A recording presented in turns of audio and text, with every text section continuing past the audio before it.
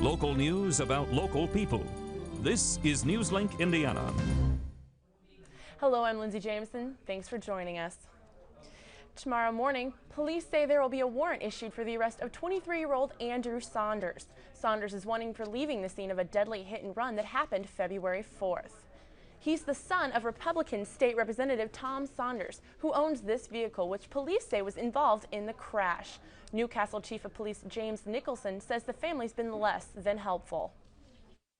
That's what's been very frustrating. They want to say they've cooperated, but you know, when initially we've asked them to come in several days ago, you know, they chose to give their own news conferences in place of talking with law enforcement.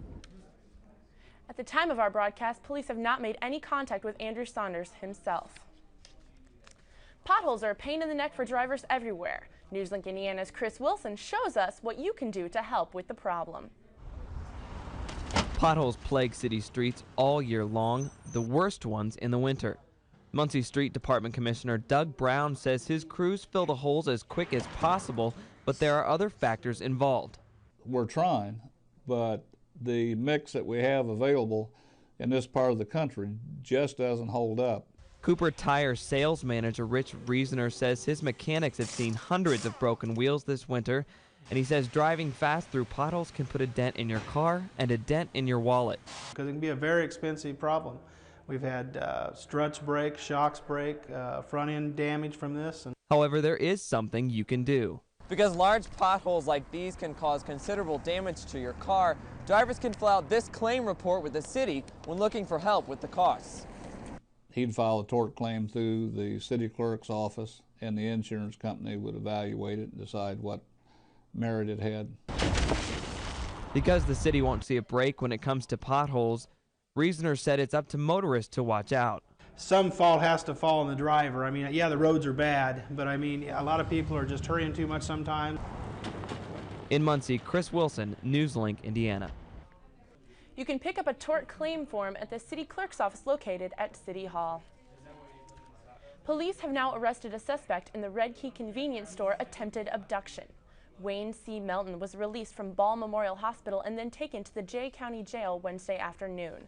This surveillance video from early Sunday morning reportedly shows Melton trying to grab Amy Sout and get her into his car. He then drove himself to Muncie and admitted himself into the hospital to what he claims as mental problems. The prosecutor has filed charges against Melton.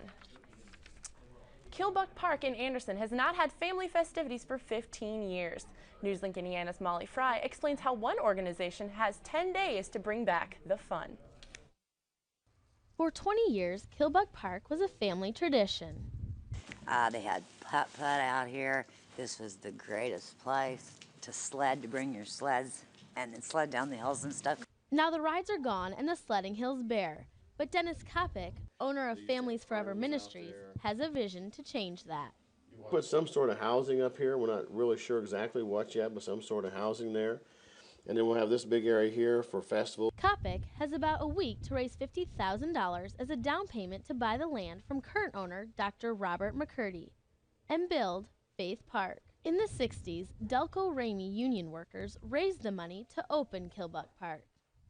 They would take the money from the candy machines at work and pop machines and stuff like that, and they donated money. This time, it will take more than candy machines to buy the 188 acres. If we all work together to put it back together again, then we're going to have something. Because for Buston, Greg hunts out here. Can you imagine out here looking for Easter eggs? Oh, man. I remember so many great times when I was little. The memories are priceless. In Anderson, Molly Fry, Newslink, Indiana. Plans for Faith Park include a teen center, daytime and elderly care, and will add a pool, volleyball court, and miniature golf course. The I-STEP scores are in, and some schools are making the grade. The average for Indiana fourth graders passing both English and math is 64%, while the 7th grade average is 61%. Delaware Community, Cowan, and Jay County schools all outperformed the state. Delaware County Community Schools Superintendent Stephen Gookins says that the success goes beyond the teachers and principals. That means that education is important to our parents and that they're supporting our efforts. Some of the schools that fell below the state average. They include Muncie Community Schools, Marion Community Schools, and Anderson Community Schools. This was the first year that the test was administered to 4th and 7th graders. Now Marcus Bailey joins us with a look at our weather. Marcus, the weather was beautiful yesterday. It was warm, sunny. What happened today? It was absolutely gorgeous yesterday on Tuesday. 63 degrees. I had a front pass through, and we're back to normal winter conditions, at least for the time being, but we were spoiled on Tuesday. It was very nice. Take a look at some video shot outside on Wednesday out at the Water Bowl in Muncie. From the looks at it, it looked like it was a pretty decent day. Of course, you don't see the snowfall out in the background. A lot of that got to be melted as the day progressed. We did get up into the 40s for today. Still 23 degrees below where we were at on Tuesday, and topped out on your Wednesday at 40 degrees. Still above your average for this time of year, although it did seem very cold because we were very spoiled on Tuesday with highs in the 60s, feeling very spring-like. We'll take a look at the weather system right now with satellite and radar, and we can see out in New England where the system that brought us snow overnight on Tuesday has passed through, and they've actually had some severe thunderstorms associated with this. With the warm temperatures that we had on Tuesday has pushed out into the East Coast, creating some severe weather for people in New York, Vermont, and New Hampshire. High pressure dominating our region right now. This should keep us dry at least until Saturday, if not until Sunday evening. We'll take a look at high temperatures around the area tomorrow. On Thursday, rather, be 31 in Muncie, 35 in Indianapolis, 27 up in Fort Wayne. It'll be 32 in Lafayette and 44 down in Evansville. So still an above average day for this time in February. Take a look at the weather pattern. We see a cold front passing through. Weak in nature, should bring us some clouds, but no precipitation really assumed to be coming with this front as of right now. High pressure dominating the southeastern part of the United States. Well, for tonight, we'll have, for Wednesday night rather, we'll have a low of 19. It'll be much cooler than we saw on Tuesday evening with partly cloudy skies. For your Thursday, it'll be partly cloudy and very blustery with a high of 31 with very high winds, talking in the range from 15 to 20 with gusts up to 30 miles per hour. Take a look at your weekend. Should be pretty decent if you're going out and doing anything on Friday or Saturday. We'll see highs on Saturday up near 40, but once again on Sunday we'll be discussing some rain, possibly changing over to snow showers, and 41 on Monday. So no breaks, as we got very lucky on Tuesday. In the 60s. We don't see that coming anytime soon, but we are still in February, so at least, you know, one day in the 60s is pretty worth it. That's true. But it does look like it's getting a little bit, you know, nicer. We're getting closer and closer to spring, and we'll start gradually warming up, so people shouldn't complain too much. We did get a 60-degree day, so. That's true. That's true. Your teen may be getting more than just calls on their cell phones. A new study by the Ball State University Journalism Department found that cell phone advertising may be the wave of the future. Seems like everywhere you go today, you see someone on a cell phone. A new study found high school and college students make one of the biggest groups of cell phone users. And there may be an unexpected side effect. You can start to see teenagers are using cell phones much more.